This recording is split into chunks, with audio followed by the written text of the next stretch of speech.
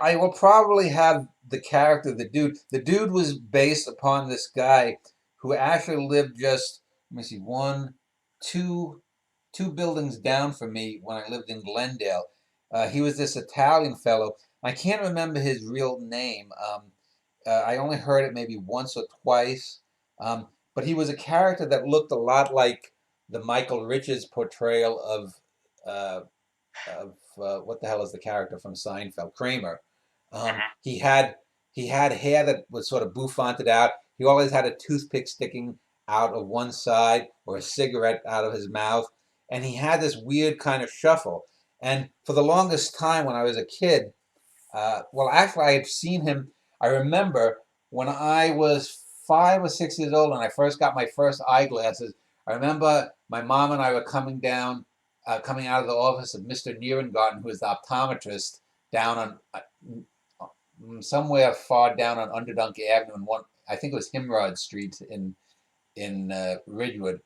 And I remember seeing this guy who I later became known as the dude to a lot of people, walking. And I remember him sort of like eyeballing me and whatnot. And I guess he was a fixture around the Ridgewood and Glendale neighborhoods.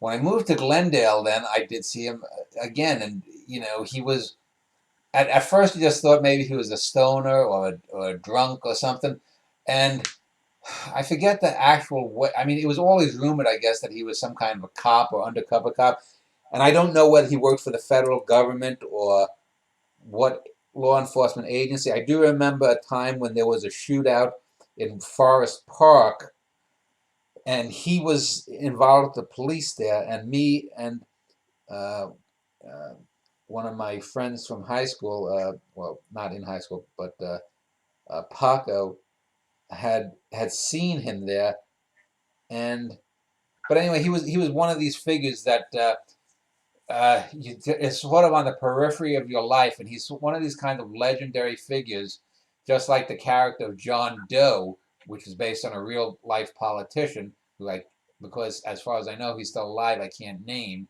Um, but he'll probably.